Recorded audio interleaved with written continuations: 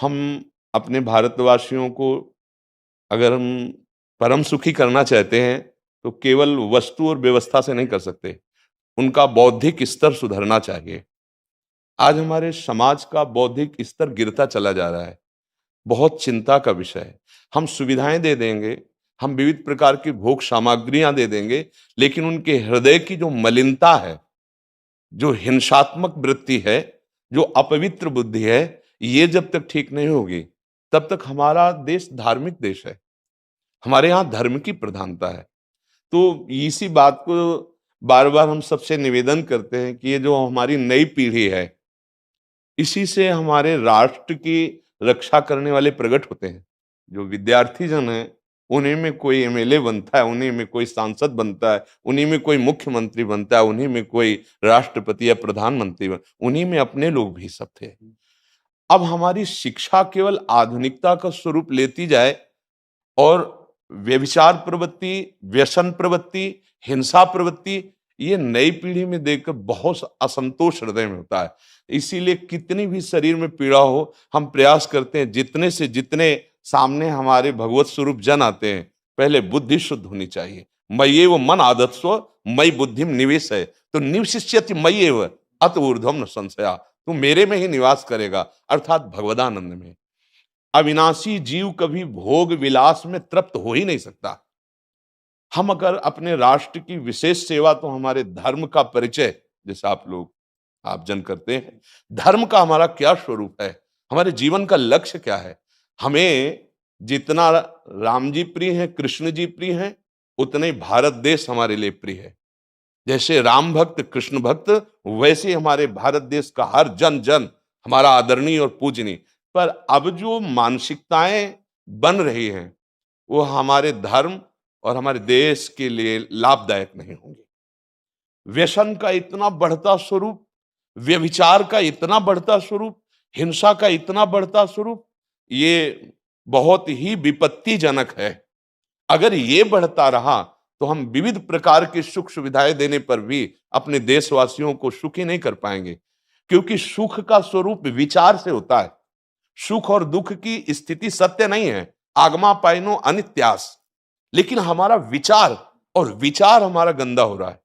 बस हमारा उद्देश्य यही है कि हमारे देशवासियों का विचार शुद्ध होना चाहिए। अगर विचार शुद्ध है, तो राष्ट्र प्रियता, जन सेवा, समाज सेवा, ये सब स्वाभाविक होने लगेगा। और विचार अशुद्ध है, तो सुविधाएं बहुत हैं, उनका दुरुपयोग हो रहा है। तो बस आप सबसे बड़े-बड़े जो उपदेष्टा जन हैं, जो बड़े-बड़े धर्म की रक्षा के लिए भगवान ने जिनको भेजा है, उन सबसे यही प्रार्थना है कि सब व्यवस्था करते हुए हमारे देशवासियों की बुद्धि अध्यात्म को समझे। बिना अध्यात्म को समझे, दुख सुख की समानता बिना किए परम सुख का अनुभव हो ही नहीं सकता।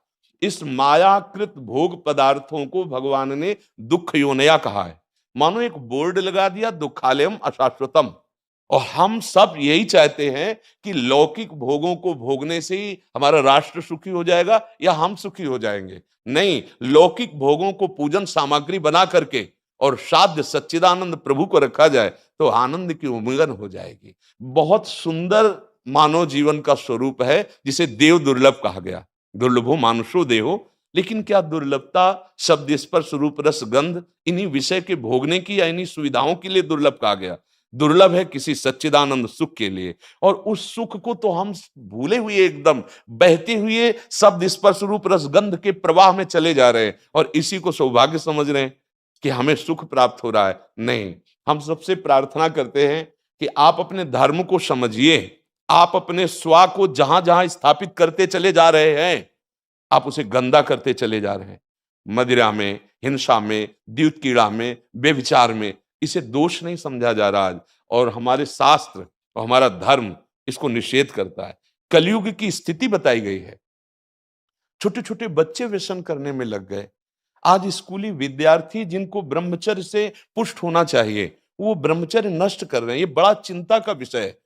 हमारे देश के लिए जो जवान चाहिए, हमारे देश के लिए जो भक्ति चाहिए, उसमें बुद्धि और शरीर बल दोनों होना चाहिए। शरीर बल क्षीण हो रहा है, क्योंकि व्यभिचार प्रवृत्ति में बहुत कमजोर अवस्था में, जैसे गेहूं की फसल है और गलेथ में काट ली जाए, तो ना दाना मिलेगा, ना सही भूस मिलेगा। ऐसे ही 20 वर्ष की अवस्था तक यदि ब्रह्मचर्य नष्ट कर दिया जाए, तो वो गृहस्थ के योग्य में नहीं रह सकता। राष्ट्र सेवा की क्या बात है? हमारे राष्ट्र सेवा के लिए बहुत विशाल हृदय की आवश्यकता है। हमारे शरीर को बहुत स्वस्थ रखने की आवश्यकता है, तभी हम समाज सेवा, राष्ट्र सेवा। तो शरीर और बुद्धि दोनों का स्वस्थ होना बहुत आवश्यक है। तो शरीर को तो नष्ट किया जा रहा है विषय भोगों में। लोग समझने लगे हैं कि मांस खाने से हमारा स्वास्थ्य अच्छा रहेगा, हम बलवान बनेंगे। अध्यात्म बल नहीं तो तेरे शरीर की चर्बी बढ़ा ले, लेकिन तू न काम पर विजय प्राप्त कर सकता, न क्रोध पर, न लोभ पर, न मोह पर, न हिंसा पर। फिर क्या जीवन। तो इसीलिए हमारा बार बार हृदय में सबसे प्रार्थना है, जिस संत भगवान भी आते हैं कि देखो, इस समय आवश्यकता विचार शुद्ध करने की है, आहार शुद्ध करने की है, आचरण शुद्ध करने की है। हमारे देश ने चरित्र की पूजा की है। रावण किसी बात में कम नहीं था। आज भी कोई शिव अगर अभिषेक होता है तो तांडव स्तोत्र उसी का गाया जाता है। जटाटवी गलत ज्वल प्रभा पावित स्थले। ऐसा विद्वान और ऐसा बलवान जो 20 बार जैसे झूला आराध्य देव को झुलाया जाए, ऐसे महादेव सहित पार्वती को बाजुओं पे झुलाया, वो महाबली चरित्रहीन हो गया, तो अपने देशवासियों ने राक्षस कह दिया उसको। चरित्र, आज हम चरित्र पर ध्यान ही नहीं दे रहे। चरित्र बेचना मतलब कोई समझ में नहीं आ रहा। छोटे छोटे बच्चे चरित्रहीन हो रहे हैं। हमारा राष्ट्र संकट में पड़ जाएगा अगर हमारे बच्चे व्यवस्थित नहीं हुए, उनकी बुद्धि शुद्ध नहीं हुई, उनका स्वास्थ्य ठीक नहीं रहा। कौन आगे चल कर के है? यही पीढ़ी तो है ना। इन्हीं में से तो निकलते हैं हमारे राष्ट्र भक्त, भगवत भक्त, देश सेवी। तो सबसे यही प्रार्थना है कि हमारे नई पीढ़ी को सुधारा जाए।